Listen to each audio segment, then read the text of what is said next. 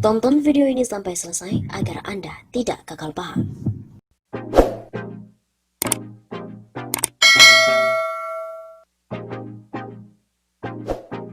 Jokowi dikatai keturunan anjing, netizen pun mengadu ke polisi.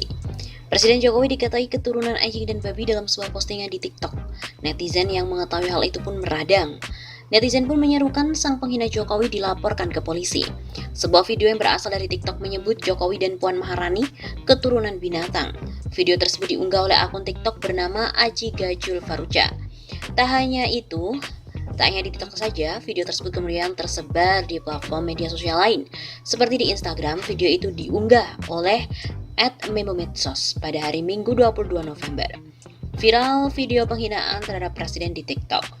Dalam video tersebut tampak dua foto yang memperlihatkan Puan Maharani dan Jokowi. Foto Puan tampak sedang bersama beberapa orang. Sementara Jokowi terlihat bersama dengan Wapres Ma'ruf Amin dan Sekretariat Kabinet Pramono Anung sedang masuk ruang rapat di istana. Lalu terdapat tulisan "Ini keturunan anjing babi" yang tertera di tengah-tengah bingkai video tersebut. Saat ditelusuri, akun TikTok @ajigajalfaruja itu tidak dapat ditemukan. Namun akun TikTok @kz12 mengunggah ulang video tersebut dengan narasi yang menghina Jokowi. Video tersebut pun ramai mendapatkan respon warganet. Rata-rata warganet menyayangkan sikap pencipta video tersebut. Mereka pun meminta pihak yang berwajib untuk segera menangkapnya. Ini memang negara demokrasi, bebas berpendapat. Tapi kalau yang berpendapat semena-mena ya jangan mengamuk kalau ketangkap. Asik, langsung diproses yang beginian ini. Tolong ya Pak Polisi, di mana engkau tunjukkan kinerjamu, tangkap dan proses hukum. Tulis akun @k_bintang. Warganet sedang dihebohkan dengan beredarnya video TikTok yang diduga telah menghina Presiden Jokowi dan juga Ketua DPR RI Puan Maharani. Dari video yang diunggah oleh akun TikTok @ajigajalfaruja itu, Jokowi dan Puan disebut merupakan keturunan binatang. Tak hanya di TikTok, video tersebut juga diunggah di platform media sosial lain, yaitu Instagram pada hari Minggu 22 November. Video tersebut pun ramai direspon oleh warganet, dan rata-rata warganet menyayangkan sikap pencipta dari video tersebut. Mereka juga meminta pihak yang berwajib untuk segera menangkap mereka semua.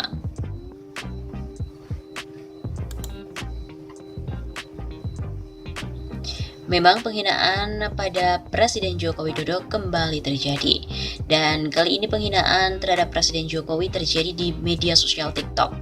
Tak hanya menghina Presiden Jokowi, namun juga penghinaan dialami oleh Puan Maharani. Dalam video tersebut tertulis bahwa Jokowi dan Puan Maharani merupakan keturunan binatang.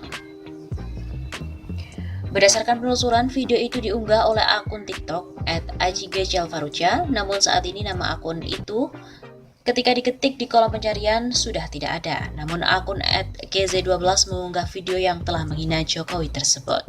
Dalam video itu terlihat dua foto yang menunjukkan sosok Puan Maharani dan Jokowi.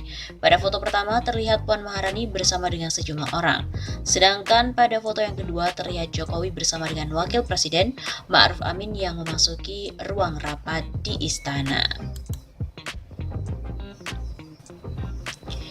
Memang, hal yang membuat tercengang dalam video slide pendek itu memuat sebuah tulisan yang tidak pantas dan menyebutkan keturunan binatang.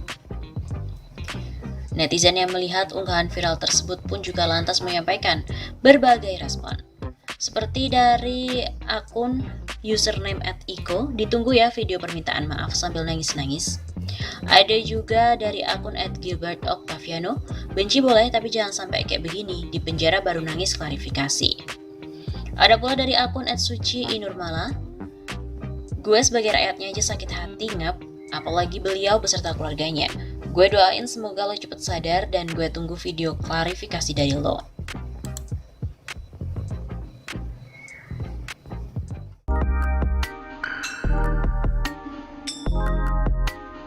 Puan dan Jokowi kabur ke Singapura selama 30 hari ke depan.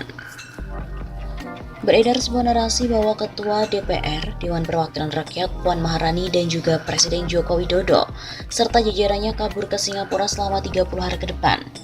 Narasi ini pun beredar di media sosial. adalah akun Facebook Sarifuddin yang turut mengunggah tangkapan layar berisikan narasi tersebut. Selasa 13 Oktober 2020 dan berisi narasi seperti ini. Puan dan jajarannya serta Jokowi sudah berada dalam pesawat menuju Singapura. Mereka kabur lagi. Rakyat yang demo hanya akan berantem dengan wercok. Korban pasti akan lebih banyak lagi yang berjatuhan. Tapi DPR dan Jokowi tidak akan bisa lengser. Karena mereka sudah terbang ke Singapura untuk 30 hari dengan alasan kerja. Mereka bukan kerja tapi sedang berlibur karena Indonesia Timur sudah dijualnya. Mereka sudah cair uang dari para cukong 9 naga. Unggahan ini pun ramai direspon oleh warganet. Terdiri dari 93 emoticon, 28 komentar, dan 30 kali dibagikan. Dari penelusuran tim Cek Fakta, klaim bahwa Ketua DPR Puan Maharani dan juga Presiden Joko Widodo serta jajarannya kabur ke Singapura untuk 30 hari ke depan adalah salah. Faktanya tidak ada informasi resmi mengenai hal tersebut. Di sisi lain, Presiden Jokowi tetap berada di Indonesia. Pada Senin 12 Oktober 2020, Jokowi terpantau memimpin rapat terbatas untuk membahas laporan Komite Penanganan COVID-19 dan Pemulihan Ekonomi Nasional melalui konferensi pers video dari Istana Merdeka, Jakarta. Dalam kesempatan tersebut, Jokowi juga terus mendorong peningkatan angka rata-rata kesembuhan dari pasien COVID-19, standar pengobatan dan perawatan di tempat isolasi. Jokowi juga mengapresiasi data per 11 Oktober, rata-rata kasus aktif positif COVID-19 lebih rendah ketimbang rata-rata kasus aktif di dunia. Rata-rata kasus COVID di Indonesia adalah 19,97%. Saya kira ini bagus karena lebih rendah dari rata-rata kasus COVID dunia yang mencapai 22,1%.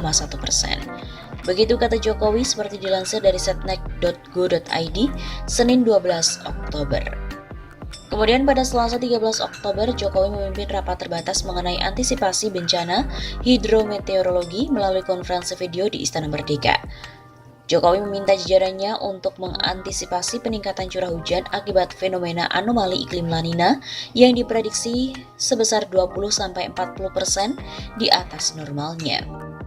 Saya minta untuk disebarluaskan informasi mengenai perkembangan cuaca secepat-cepatnya ke seluruh provinsi dan daerah sehingga tahu semuanya. Sebetulnya curah hujan bulan depan ini akan terjadi kenaikan seperti apa, kata Jokowi pada hari Selasa 13 Oktober 2020. Pula terkait Puan Maharani, tidak ada informasi resmi terkait kepergian Puan ke Singapura. Jadi kesimpulannya, klaim bahwa Ketua DPR, Puan dan juga Presiden serta jajarannya kabur ke Singapura adalah salah. Faktanya tidak ada informasi resmi mengenai hal tersebut.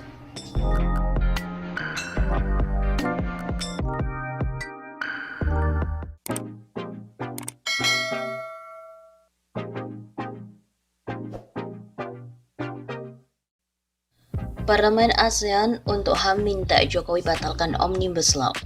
Gelombang penolakan terhadap Undang-Undang Omnibus Law Cipta Kerja kini tidak hanya datang dari dalam negeri, tapi juga luar negeri. Salah satunya ASEAN Parliamentarians for Human Rights atau APHR yang ikut menyampaikan sikap terhadap Undang-Undang Sapu Jagat ini. APHR minta Presiden Republik Indonesia untuk membatalkan undang-undang ini. Begitu kata ketuanya yang juga merupakan anggota Parlemen Malaysia, Charles Santiago, dalam keterangan resmi yang diterima oleh redaksi Tempo di Jakarta pada Kamis 15 Oktober. Omnibus Law ini sebelumnya sudah disahkan DPR pada Senin 5 Oktober yang lalu. Kemudian Rabu 14 Oktober 2020, undang-undang ini sudah diserahkan DPR ke Presiden Joko Widodo untuk segera diteken. Charles kemudian menjelaskan bahwa tujuan dari Omnibus Law ini jelas, yaitu untuk mendongkrak investasi asing dengan mengorbankan hak-hak demokratis, hak buruh, dan lingkungan hidup. Undang-undang ini tidak didasarkan atas ilmu ekonomi melainkan oportunisme semata. Sehingga Charles meminta Jokowi menyusun rancangan undang-undang baru yang memenuhi kewajiban HAM di Indonesia. Ia meminta undang-undang baru ini pun disusun bersama serikat-serikat buruh dan masyarakat sipil.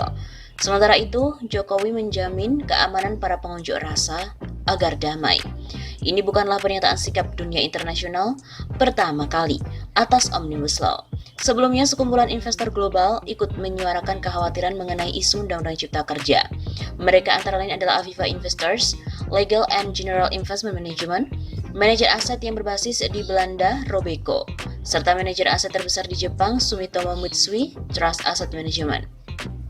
Secara keseluruhan mereka adalah 35 investor global dengan total aset kelolaan mencapai 4,1 triliun US dollar. Meskipun kami menyadari perlunya reformasi hukum bisnis di Indonesia, kami memiliki kekhawatiran tentang dampak negatif dari tindakan perlindungan lingkungan tertentu yang dipengaruhi oleh Omnibus Law untuk menciptakan pekerjaan. Ujar Senior Engagement Specialist Robeco, Peter van der Werf, perwakilan komunitas investor tersebut.